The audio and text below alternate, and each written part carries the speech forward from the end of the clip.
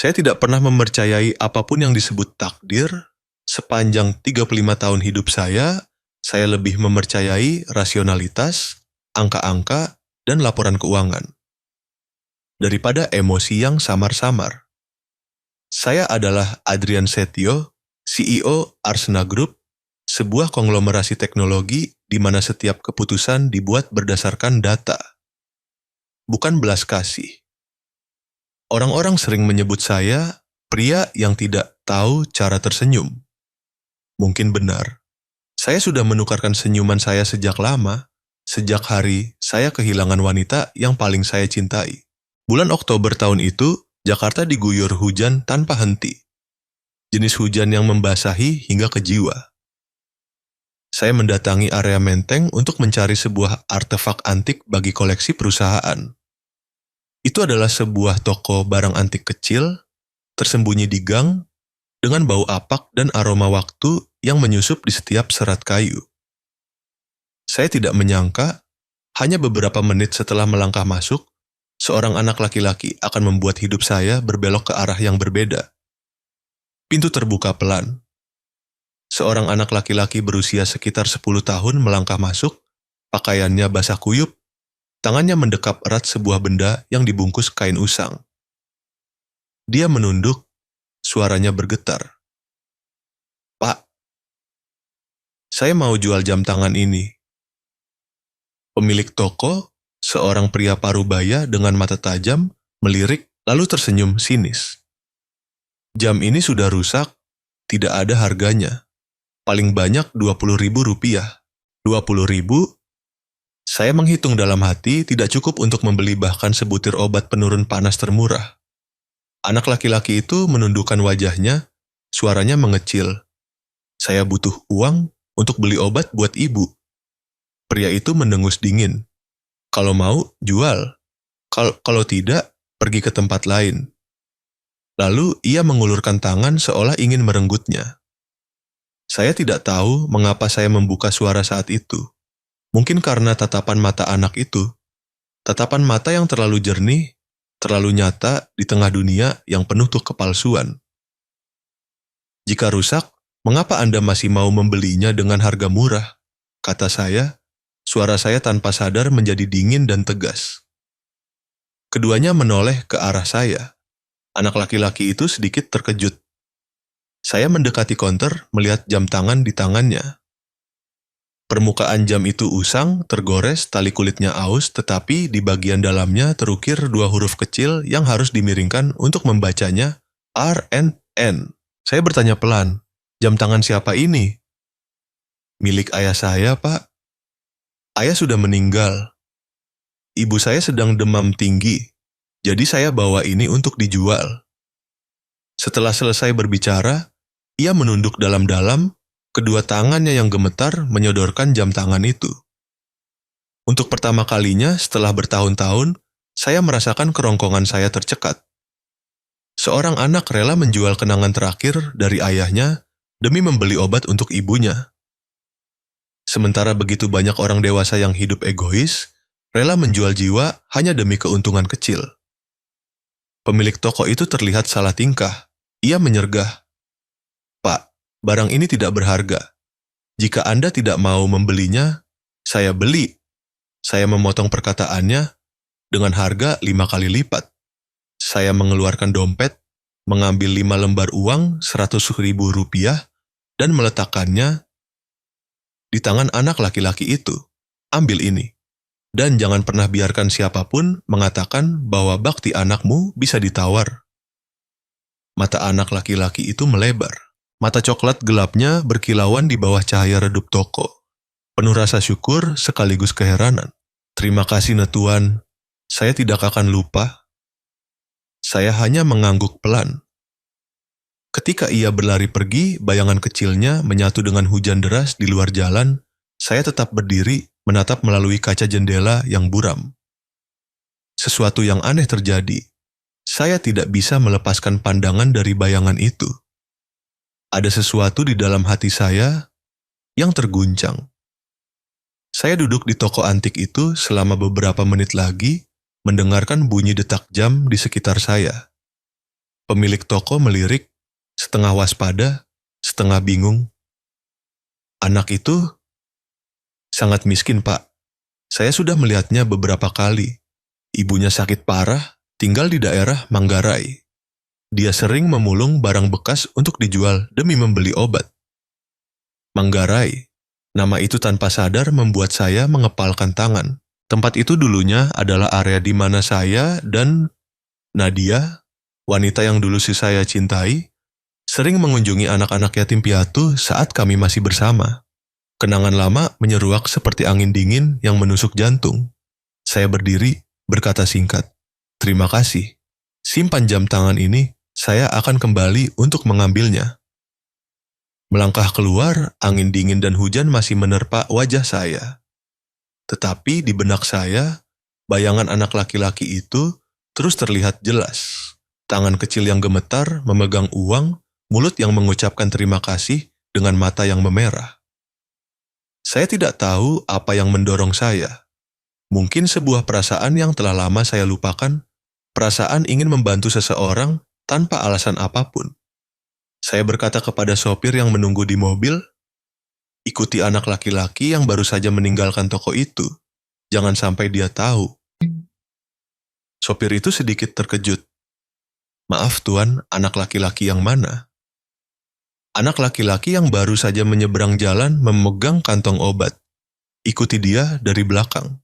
Saya ingin tahu di mana rumahnya." Mobil melaju perlahan di tengah hujan. Saya melihat melalui kaca, melihat Raffi, anak laki-laki itu, berlari menyusup di antara kerumunan, sandal jepitnya tergelincir di trotoar yang licin.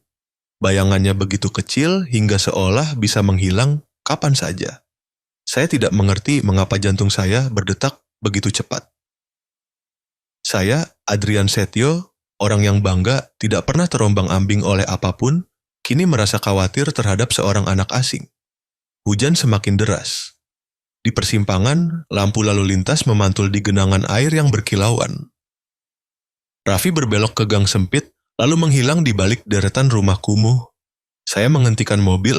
Di ujung gang, cahaya kuning yang redup menyelinap melalui celah pintu kayu yang retak, dan saya mendengar suara anak itu bergema.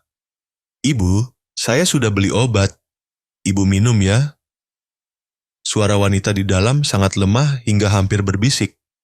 "Raffi, kamu belum makan, Nak?" Saya terdiam. Ada sesuatu dalam nada suara itu yang sangat akrab hingga terasa menyakitkan. Berdiri di bawah atap teras yang usang, melihat rumah bobrok dan dua bayangan orang dalam cahaya lampu yang berkedip-kedip, saya merasakan hati saya yang saya kira telah membatu selama 8 tahun, tiba-tiba berdetak kencang. Anak laki-laki itu kembali menutup pintu, mendongak menatap langit yang hujan turun seperti perak. Cahaya dari dalam menyinari wajahnya, kurus tetapi cerah dan kuat.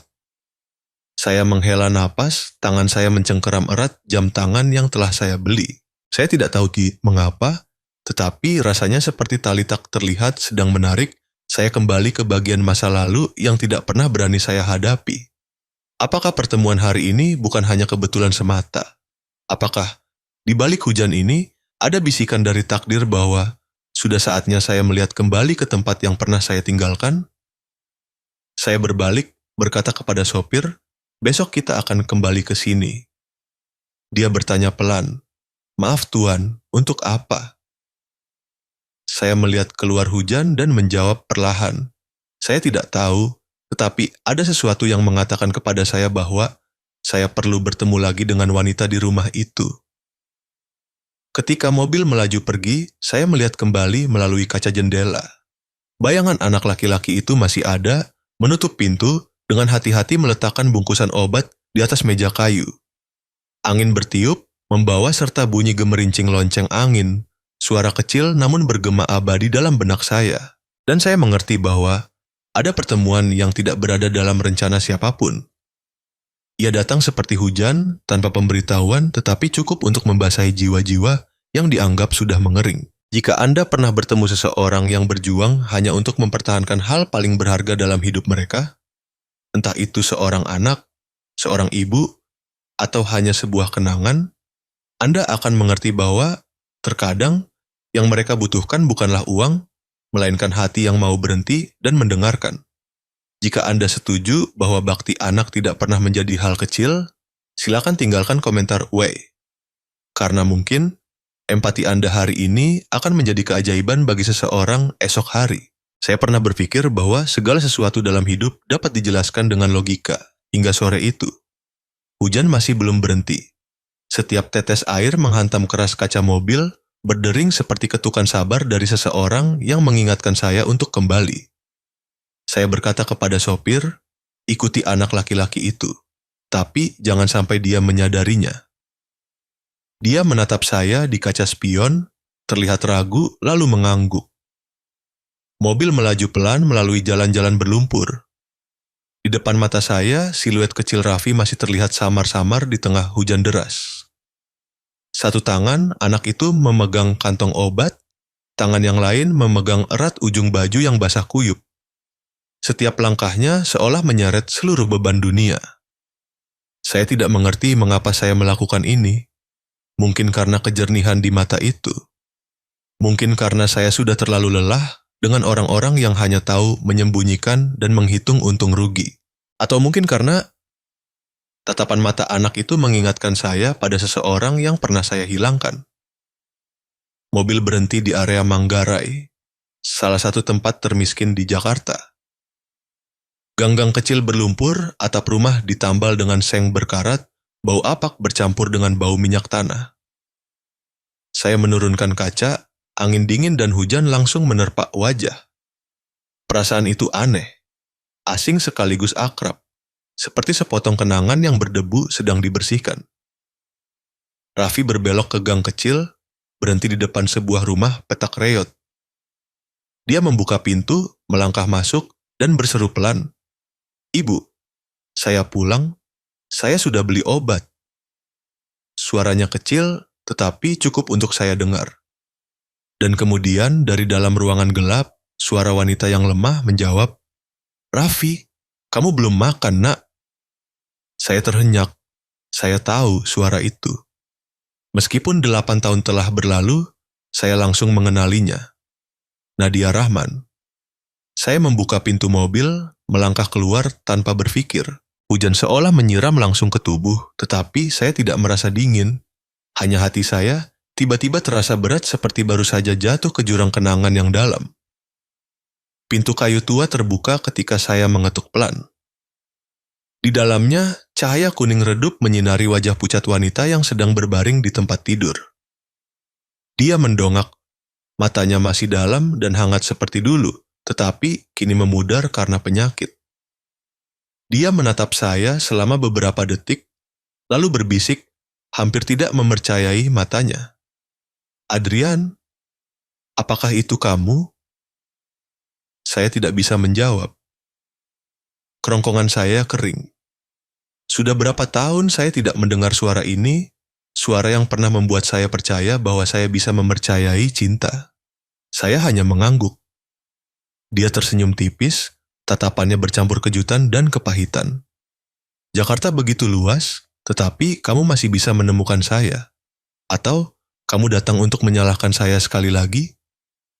Saya menggelengkan kepala. Tidak, saya hanya tidak sengaja bertemu Raffi. Anak itu bilang ibunya sakit. Saat saya menyebut nama putranya, dia tersentak. Tangan yang mencoba berpegangan pada sandaran tempat tidur tiba-tiba mencengkeram erat, seolah dalam sekejap, dia takut saya akan mengetahui sesuatu. Dia memalingkan wajah, suaranya mengeras. "Kamu tidak perlu ikut campur urusan saya dan anak saya." Saya terdiam. Kamar yang apak, papan kayu yang lapuk, dinding yang rembes air, atap yang bocor meneteskan air ke dalam baskom plastik. Di atas meja ada beberapa strip obat murah dan semangkuk bubur dingin. "Kamu hidup seperti ini?" Saya bertanya pelan. "Jangan kasihani saya, Adrian." Saya tidak mengasihani, saya hanya merasa kasihan pada anak itu. Nadia berbalik dengan cepat, tatapannya setajam pisau. "Jangan bicara tentang anak saya. Kamu tidak punya hak." Saya terpaku. Benar, saya tidak punya hak. Saya telah kehilangan hak itu sejak 8 tahun lalu pada hari dia meninggalkan saya tanpa pamit, hanya menyisakan selembar kertas singkat, "Jangan cari saya." Saya ingat betul hari itu, langit juga hujan seperti ini. Saya mengetuk pintu rumahnya sepanjang malam, tetapi di dalamnya hanya ada keheningan. Dan sekarang, ketika saya berdiri di sini, dia masih diam.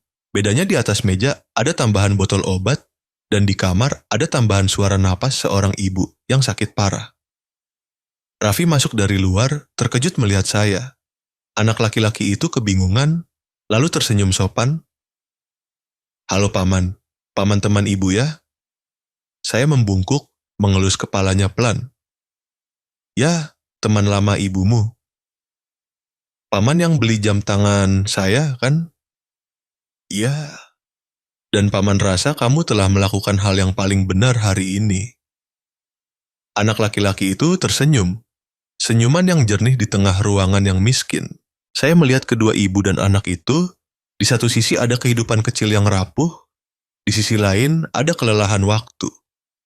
Dan di dalam hati saya, sebuah kekosongan luas terbuka.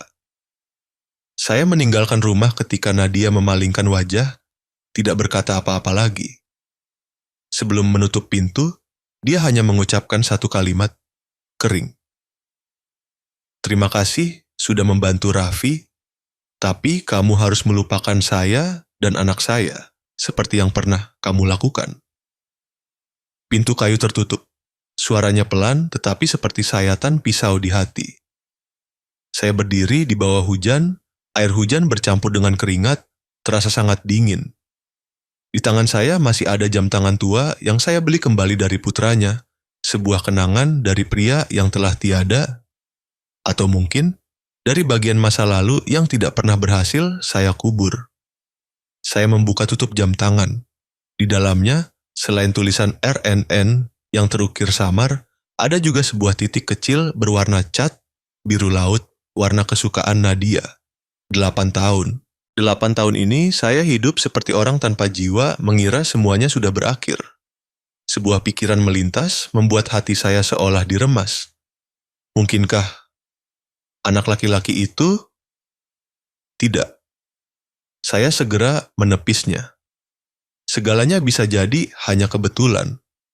Tetapi jauh di dalam hati, saya tahu ini bukan kebetulan. Saya kembali ke mobil, tetapi mata saya masih tertuju pada rumah kecil di ujung gang. Cahaya di dalam rumah meredup, hanya menyisakan suara hujan yang menghantam atap seng. Saya berkata pelan, seolah berjanji pada diri sendiri. Saya akan kembali, Nadia. Kali ini, saya tidak akan pergi lagi. Mobil melaju meninggalkan Manggarai, tetapi dalam benak saya, bayangan ibu dan anak itu tetap jelas. Masa lalu yang belum tertutup, dan sebuah pertanyaan yang menunggu jawaban. Di samping saya, jam tangan tua itu masih berdetak. Tik, tak, tik, tak. Bunyi jarum detik itu terdengar seperti detak jantung, akrab sekaligus menyakitkan. Saya mendongak melihat keluar kaca. Hujan telah berhenti, tetapi langit Jakarta masih kelabu. Dan pada saat itu, saya mengerti bahwa waktu bisa berlalu, tetapi ada kenangan yang tidak pernah pudar. Jika Anda pernah berada di sisi seseorang yang membuat hati Anda sekaligus takut dan mendamba untuk bertemu lagi, meskipun tahu bahwa hal itu dapat menghidupkan kembali masa lalu yang menyakitkan, apa yang akan Anda lakukan? Antara memilih untuk pergi demi melupakan, atau kembali untuk memahami, jalan mana yang akan Anda pilih? Silakan tinggalkan komentar. 1. Jika Anda percaya bahwa takdir selalu punya alasan untuk mempertemukan manusia. Atau 2. Jika Anda berpikir ada pintu yang begitu sudah tertutup, sebaiknya jangan pernah dibuka kembali. Ada luka yang tidak mengeluarkan darah, tetapi berdenyut-denyut dalam hati selama bertahun-tahun. Bagi saya, itu adalah perasaan gagal dalam melindungi orang yang saya cintai. Dan ketika saya melihat Nadia, wanita itu terbaring lemah di tempat tidur, kurus, rapuh, saya tahu bahwa jika kali ini saya meninggalkannya sekali lagi, saya tidak akan pernah memaafkan diri sendiri. 1 minggu setelah hari pertama bertemu kembali, Saya kembali ke rumah di Manggarai. Hujan masih gerimis, gang masih basah, tetapi kali ini saya membawa bukan hanya sekantong obat, tetapi juga tim tukang, beberapa peti bahan makanan, dan dokter pribadi saya. Raffi membuka pintu ketika mendengar ketukan. Ketika melihat saya, mata anak itu berbinar tetapi bercampur dengan kekhawatiran. Paman, paman datang lagi? Ibu saya masih belum begitu sehat. Saya mengelus kepalanya, senyum saya datang dengan alami hingga saya sendiri terkejut. Paman tahu, jadi hari ini paman membawa dokter untuk membantu ibumu. Raffi senang, tetapi ketika mendengar saya berkata demikian, suara Nadia terdengar dari dalam, serak namun tegas. Tidak perlu Raffi, ibu tidak mau dikasihani siapapun. Saya melangkah masuk. Rumah itu masih berantakan seperti sebelumnya, tetapi sudut meja sudah dibersihkan, dan beberapa bunga liar ditancapkan Raffi di dalam cangkir porselen retak sebagai sedikit usaha untuk mempertahankan harapan. Nadia duduk, wajahnya pucat tetapi matanya penuh harga diri. Kamu datang untuk apa? Saya sudah bilang tidak butuh bantuan. Saya tidak datang untuk mengasihani kamu, Nadia. Saya datang karena saya tidak bisa tinggal diam melihat kamu jatuh. Dia tersenyum sinis. Jatuh? Saya sudah pernah jatuh, Adrian. Tapi saya masih bisa hidup. Suaranya tajam, tetapi bergetar. Saya menarik napas dalam-dalam, berusaha tetap tenang. Hidup? Atau hanya sekadar bertahan? Sudah berapa lama kamu tidak makan dengan layak, tidak minum obat sesuai dosis? Dia memalingkan wajah, tidak menjawab. Saya melihat sekeliling, botol obat kosong, panci bubur dingin, jendela yang berlubang besar.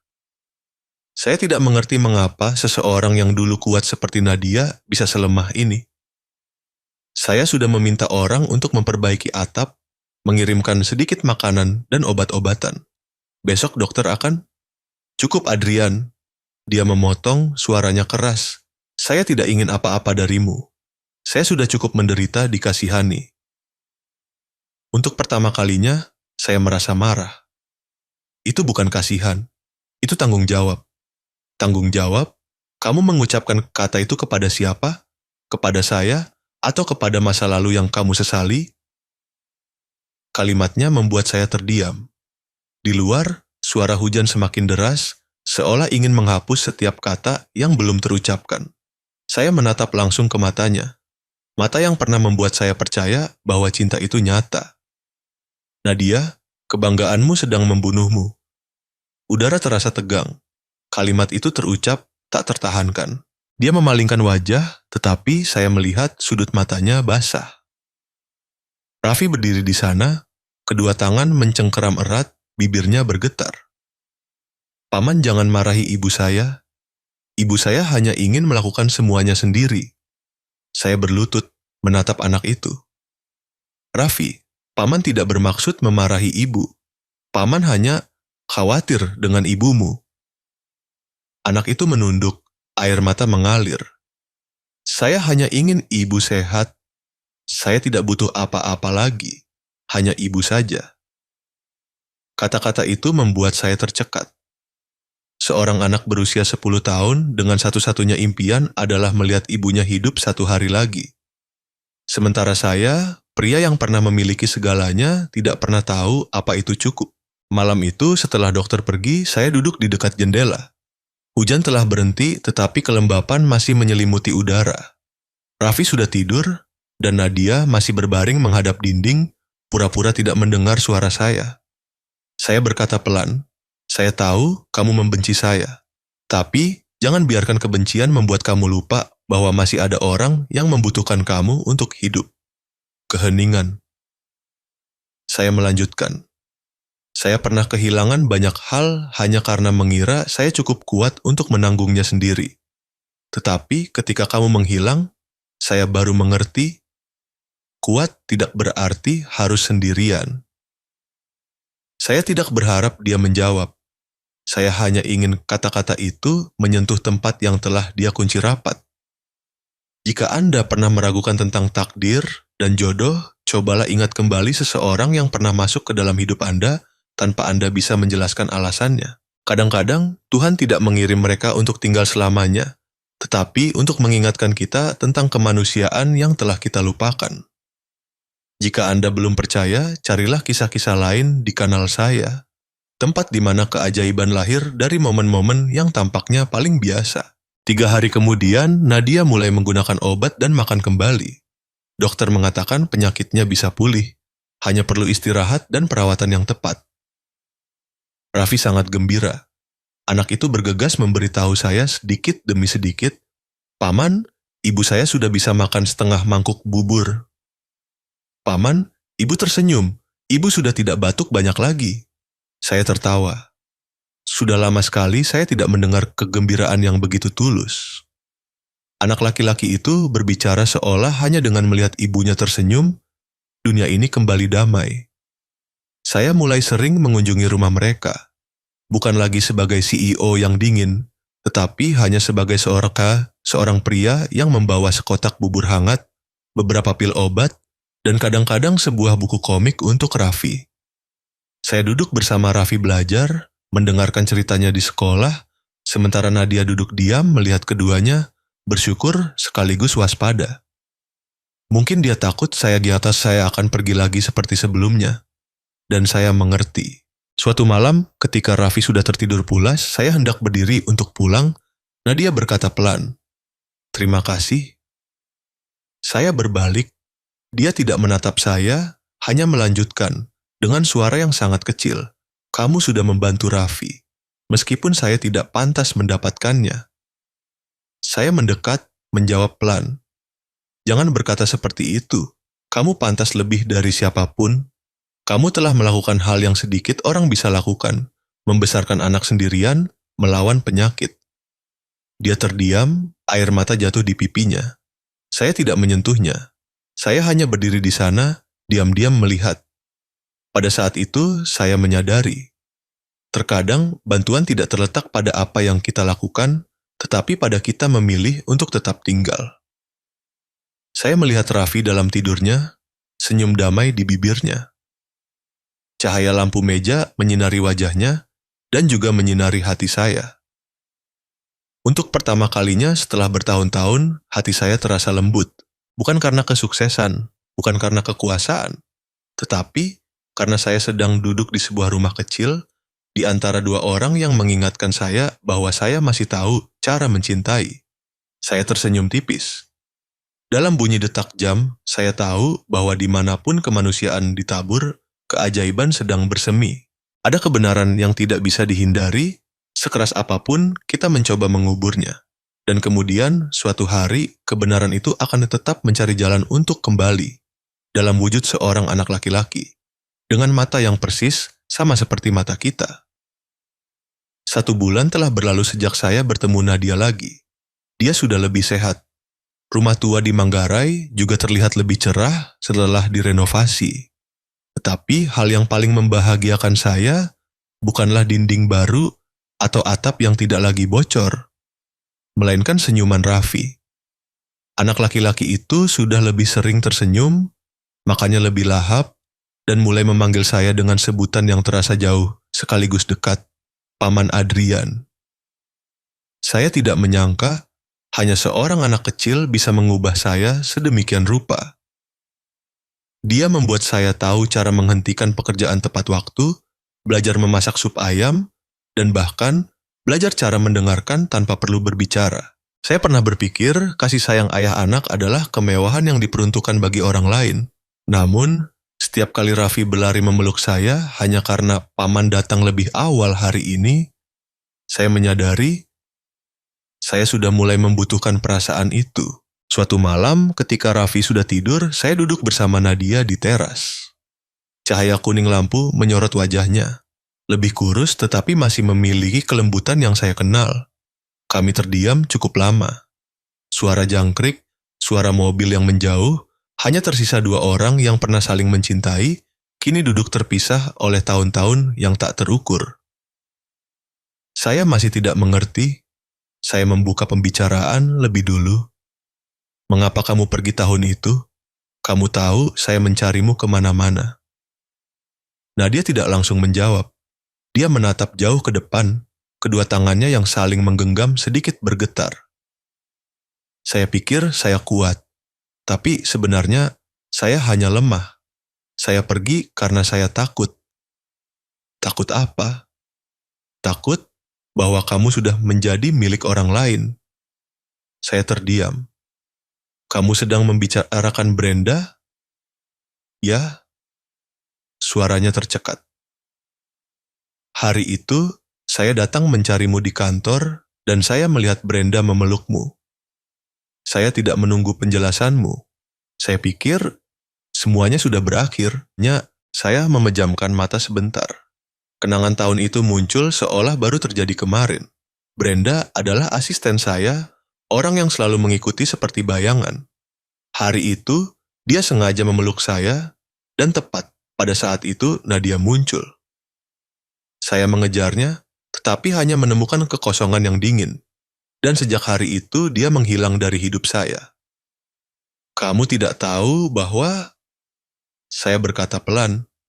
Saya mencarimu selama 2 tahun penuh. Nadia berbalik menatap saya, matanya berkaca-kaca. Mencari untuk apa, Adrian? Saat itu, saya sudah tidak berani menghadapimu lagi. Kenapa? Dia terdiam, lalu berkata perlahan, suaranya parau. Karena saat itu, saya sedang hamil. Saya langsung berdiri, jantung saya seolah berhenti berdetak. Hamil? Saya mengulangi, tidak mempercayai telinga saya. Dia mengangguk, air mata jatuh ke tangan kurusnya.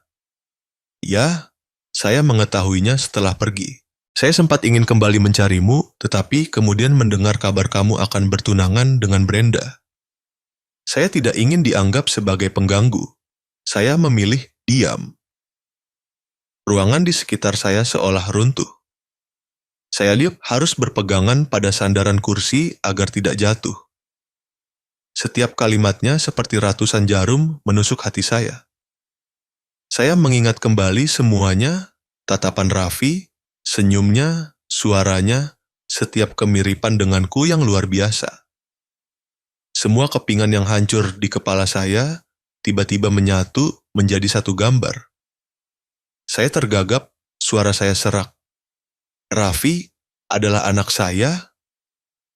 Nadia tidak menjawab, dia hanya menunduk, air mata jatuh dalam diam. Saya mendekat, menggenggam bahunya.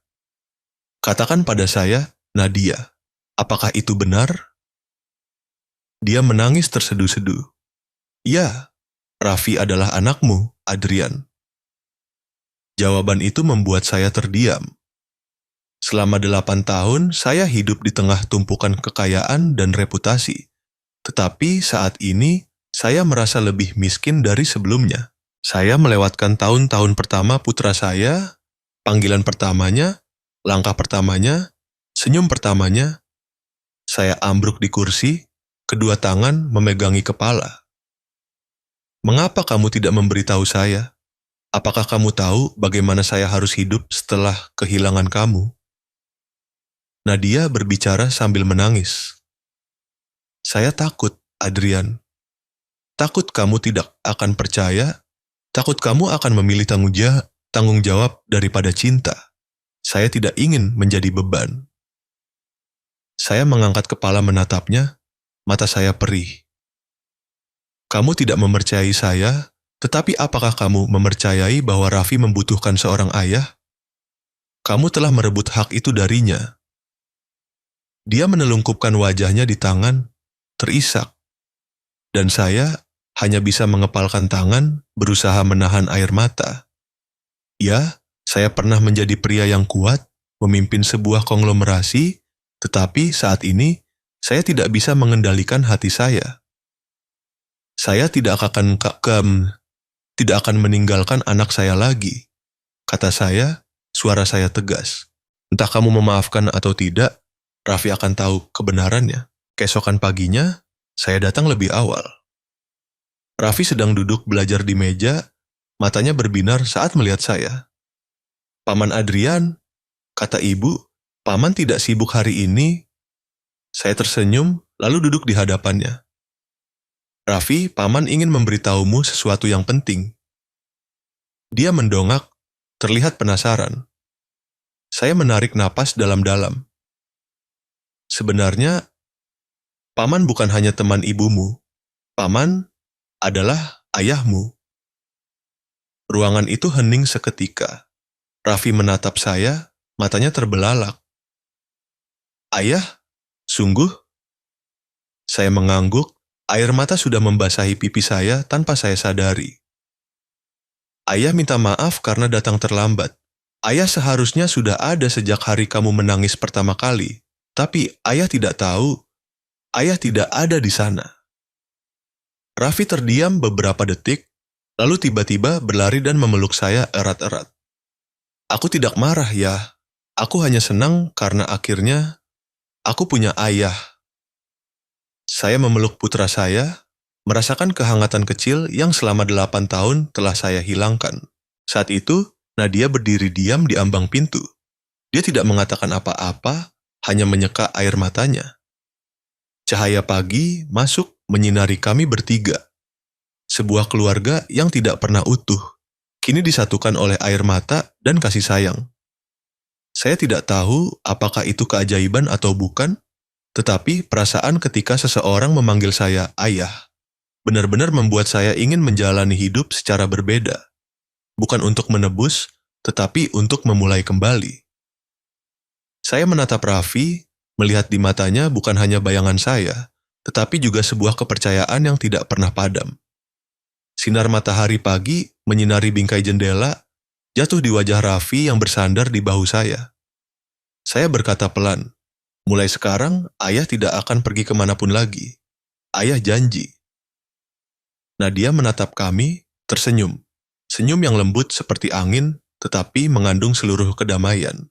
Dan pada saat itu saya menyadari terkadang kebenaran tidak datang untuk menghancurkan kita, tetapi untuk membuat kita hidup lebih jujur pada diri sendiri. Ada satu hal yang saya pelajari setelah bertahun-tahun berdiri di puncak, semakin banyak cahaya, semakin kuat bayangan menempel. Saya pikir setelah menemukan Nadia dan Raffi kembali, segalanya dalam diri saya akan damai. Tetapi saya lupa, masa lalu tidak pernah benar-benar tidur. Ia hanya menunggu kita lengah untuk kembali tepat pada saat kita paling bahagia. 2 bulan setelah Nadia mengungkapkan kebenaran, segalanya tampak kembali ke jalur yang benar. Rumah kecil di Manggarai kini menjadi tempat yang sering saya kunjungi. Saya bukan lagi CEO Arsena Group yang dingin, melainkan seorang pria biasa. Memasak sendiri, menceritakan lelucon untuk putra saya, dan menunggu wanita yang saya cintai tersenyum.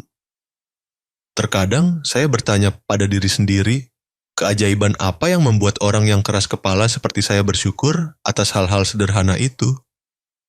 Namun, mungkin justru ketika kita berpikir telah meraih kebahagiaan seutuhnya, takdir akan menguji keyakinan kita sekali lagi. Hari itu, ketika saya sedang rapat di kantor Arsena Group, asisten saya masuk, wajahnya pucat.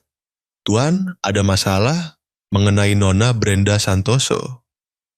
Nama itu membuat saya mendongak. Brenda, mitra grup, yang pernah menjadi asisten pribadi saya bertahun-tahun lalu. Seorang wanita yang cerdas, ambisius, dan berbahaya. Ada apa dengannya? Dia tahu tentang Tuan tinggal bersama Nona Nadia Rahman. Kabar beredar di internet bahwa Nona Nadia memanfaatkan hubungan untuk menguasai saham Arsena Group. Saya memejamkan mata sebentar, berusaha menahan amarah. Saya tidak terkejut. Brenda pernah mencintai saya, tetapi perasaan itu bukan lagi cinta. Itu telah berubah menjadi obsesi. Hapus semua artikel. Hubungi tim hukum. Dan peringatkan pers. Siapapun yang mempublikasikan informasi palsu, saya akan menuntut mereka. Asisten itu mengangguk dan pergi. Saya melihat keluar jendela, hujan sedang turun. Sejak bertemu Nadia lagi, saya telah belajar menenangkan diri menghadapi badai. Tetapi kali ini, ada sesuatu di hati saya yang merasa tidak nyaman. Seolah badai yang lebih besar sedang mendekat. Malam harinya, ketika saya pulang, Nadia sedang membaca buku, Raffi tertidur berbantal paha ibunya. Pemandangan itu membuat saya melupakan semua kelelahan. Saya berkata pelan, "Nadia, ada orang yang menyebarkan berita buruk tentang kamu. Tapi jangan khawatir, saya akan urus." Dia hanya tersenyum tipis. "Saya sudah terbiasa disalahpahami, Adrian. Kamu jangan pedulikan." Tapi saya tahu dia takut. Sejak kembali bersama saya, Nadia masih mempertahankan kebiasaan untuk tampil kuat. Dia tidak ingin saya melihatnya lemah. Saya menggenggam tangannya, mencengkeram erat. "Kamu tidak sendirian lagi. Jika ada yang menyentuhmu, mereka harus melangkahi saya." Dia menatap saya, matanya berkaca-kaca, tetapi tidak berkata apa-apa. Itu adalah malam pertama saya melihat dengan jelas di mata itu bukan hanya ada cinta, tetapi juga ketakutan yang samar. 3 hari kemudian, rumor menyebar luas. Panggilan tak dikenal, pesan ancaman muncul di telepon Nadia. Dia menyembunyikannya dari saya, tetapi saya mengetahuinya ketika tanpa sengaja mendengar Raffi berkata dengan gemetar, "Ayah, ada orang asing menelepon ibu, mengatakan hal-hal yang sangat buruk." Saya segera menambah pengamanan. Naluri dalam diri saya, naluri seseorang yang pernah kehilangan segalanya, mulai bangkit.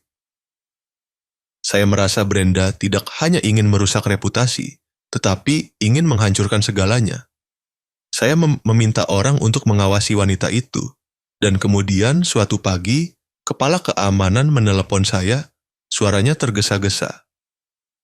"Tuan Adrian, Brenda baru saja muncul di rumah sakit harapan kita, tempat Nona Nadia rutin menjalani pemeriksaan. Tapi nama yang tercatat di buku rumah sakit adalah palsu."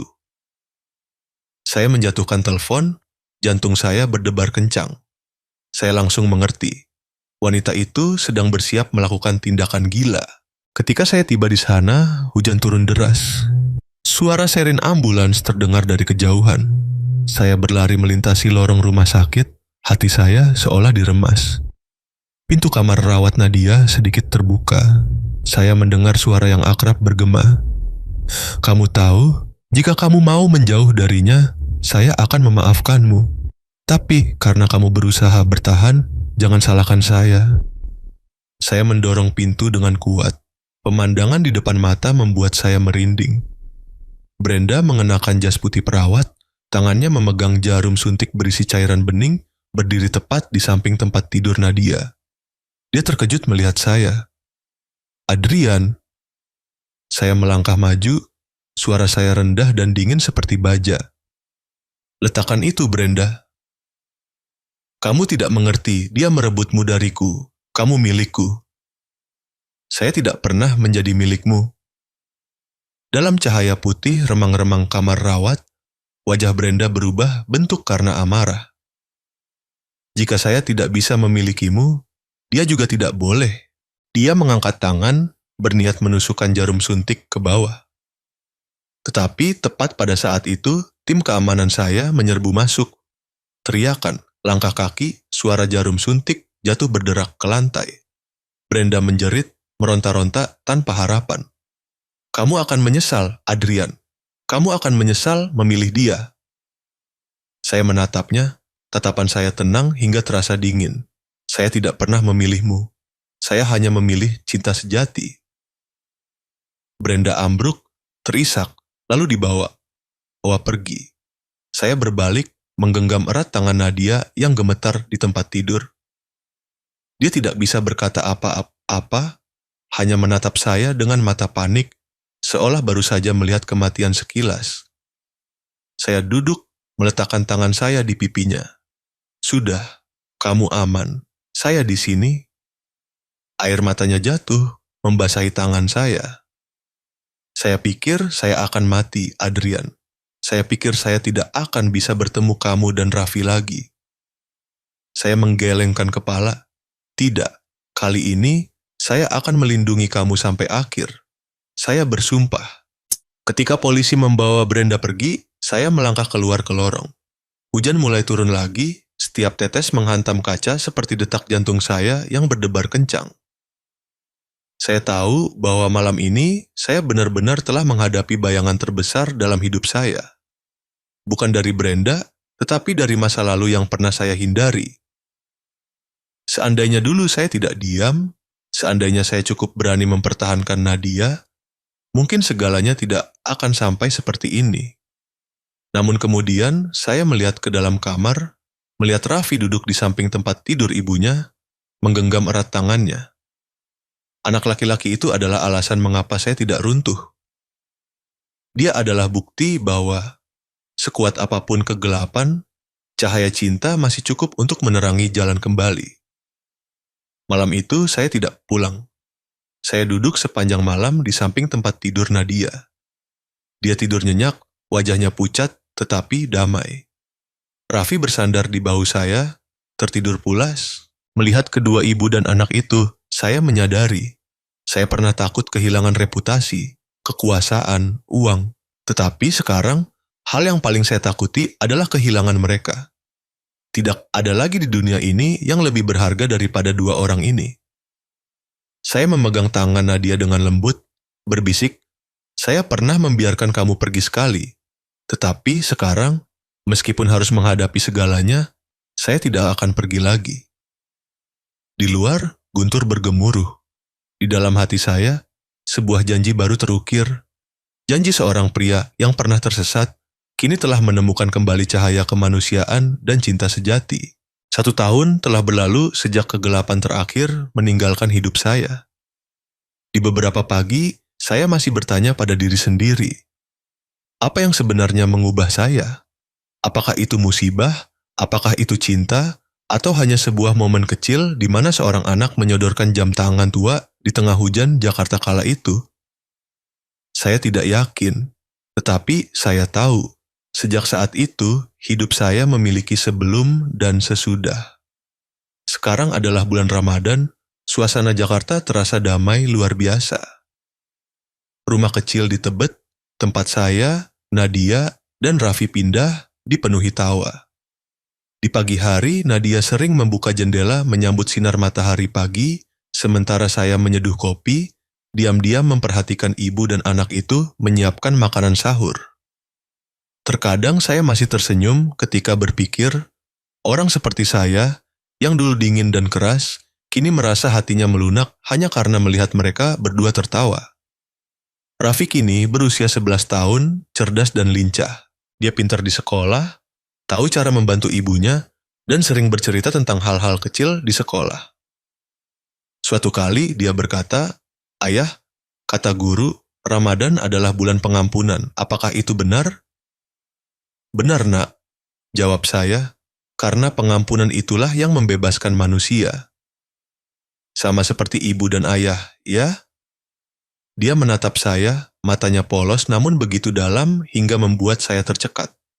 Saya mengangguk pelan, tersenyum. "Ya, sama seperti ibu dan ayah, sama seperti cara kita menemukan jalan kembali." Sore itu, langit Tebet cerah. Aroma makanan yang disiapkan untuk berbuka puasa menyebar dari dapur kecil. Saya sedang memperbaiki tali kulit jam tangan antik, jam tangan tua yang pernah Raffi jual tahun itu. Jam itu masih memiliki bekas goresan, jarum detiknya terkadang tersendat, tetapi saya tidak pernah memperbaikinya sepenuhnya. Mungkin karena saya ingin mempertahankan goresan-goresan itu, sebagai bagian dari kenangan. Raffi berlari mendekat, meletakkan dagunya di tangan saya. "Ayah, kenapa ayah masih menyimpan jam itu? Jam itu kan sudah tidak berfungsi dengan baik." Saya tersenyum tipis, meletakkan jam tangan itu di tangan anak saya. Karena jam ini mengingatkan ayah bahwa waktu tidak benar-benar berhenti, ia hanya berhenti sebentar untuk menunggu kita menemukan jalan kembali. Raffi memandangi jam tangan itu, terlihat merenung seperti anak yang lebih dewasa dari usianya. "Lalu bagaimana jika saya menghilangkannya? Maka ayah akan mencarinya lagi, seperti ayah mencari kamu dan ibu." Dia tertawa, memeluk leher saya. Di tengah hiruk-pikuk suara jalanan, pelukan itu membuat saya merasakan dengan jelas kedamaian yang selama ini saya cari. Kedamaian seorang pria yang tidak lagi takut kehilangan apapun.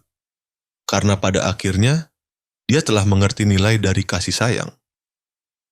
Ketika azan maghrib berkumandang, Nadia membawa nampan makanan ke teras. Aroma plum matang, aroma teh manis, dan angin sore yang bertiup, tanpa sadar membuat saya teringat masa lalu, malam-malam hujan yang basah, ketika saya hanya bisa bersembunyi dalam pekerjaan untuk melupakan dia. Saya duduk di sampingnya, menuangkan segelas air kurma untuknya, berkata pelan, "Saya belum pernah merasa Ramadan sebermakna tahun ini." Nadia tersenyum, wajahnya bersinar di bawah cahaya lampu kuning. Saya juga. Mungkin karena tahun ini kita tidak perlu meminta apa-apa lagi, melainkan hanya tahu cara bersyukur. Saya mengangguk. Dia benar. Ketika manusia benar-benar tahu cara bersyukur, saat itulah mereka menyadari bahwa semua rasa sakit yang pernah dialami adalah untuk menuntun mereka pada hal yang benar. Setelah selesai makan, kami bertiga pergi ke masjid dekat rumah untuk salat. Suara doa bergema di udara, berpadu dengan cahaya hangat yang memancar dari pintu utama. Saya melihat Nadia dan Raffi menundukkan kepala berdoa, hati saya dipenuhi rasa syukur yang hening. Saya pernah kehilangan keyakinan saya, berpikir bahwa manusia bisa memutuskan segalanya sendiri, tetapi sekarang saya mengerti Allah selalu memiliki cara sendiri untuk membawa manusia kembali ke tempat yang seharusnya mereka berada. Dalam perjalanan pulang, Raffi menggenggam erat tangan saya. "Ayah, saya dengar di sekolah, Ramadan adalah waktu Allah mencatat doa yang paling tulus. Apa yang ayah doakan hari ini?" Saya menoleh ke Nadia, lalu menjawab perlahan. "Ayah hanya berdoa agar waktu berjalan lebih lambat, agar ayah bisa mencintai kalian berdua lebih lama." Raffi tertawa, sementara Nadia menatap saya, matanya berkilauan di kegelapan malam. Dia tidak mengatakan apa-apa, hanya menggenggam tangan saya lebih erat. Genggaman tangan itu hangat, cukup membuat setiap kata-kata menjadi tidak perlu. Ketika sampai di rumah, Nadia meletakkan jam tangan tua itu di rak, tepat di samping bingkai foto keluarga yang baru diambil. Dalam foto itu, saya tersenyum. Senyum yang nyata, yang selama 8 tahun tidak pernah saya miliki. Dia berbalik bertanya kepada saya, suaranya lembut seperti angin. "Apakah kamu pernah berpikir, jika hari itu kamu tidak masuk ke toko barang antik itu, bagaimana semuanya akan terjadi?" Saya menjawab pelan, mata saya masih terpaku pada jarum jam yang sedikit bergetar.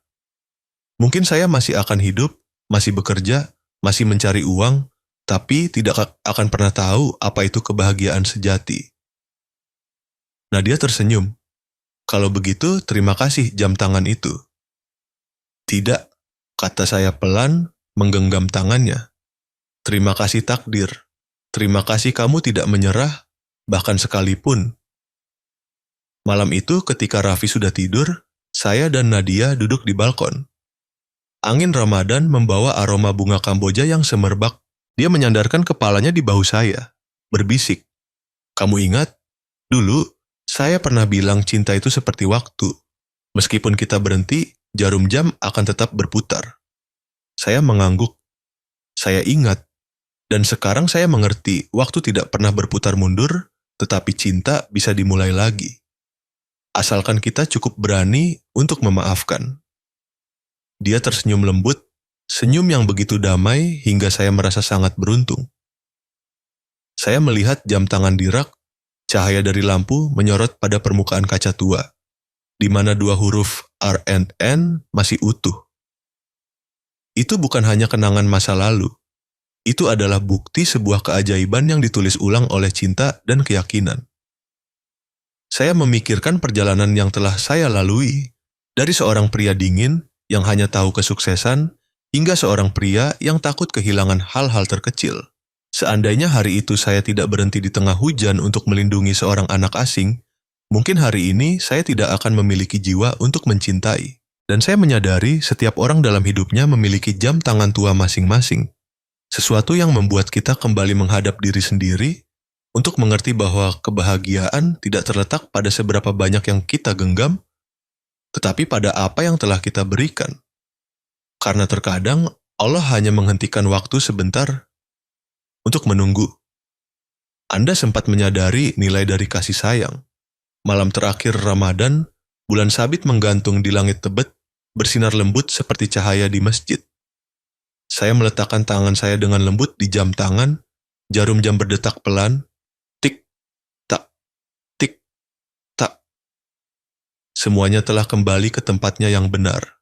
Nadia, Raffi, dan saya. 3 kepingan yang dianggap terpisah, kini telah menemukan satu sama lain dalam cahaya kemanusiaan dan keyakinan. Saya tersenyum, berkata pelan pada diri sendiri. Jika bukan karena jam tangan itu, saya tidak akan menemukan hati saya kembali. Dan ketika saya mendongak, matahari terbenam terakhir di bulan Ramadan bersinar, memantul pada permukaan jam tangan tua, berkilauan seperti bisikan takdir. Waktu terus berjalan, tetapi cinta sejati akan tetap tinggal.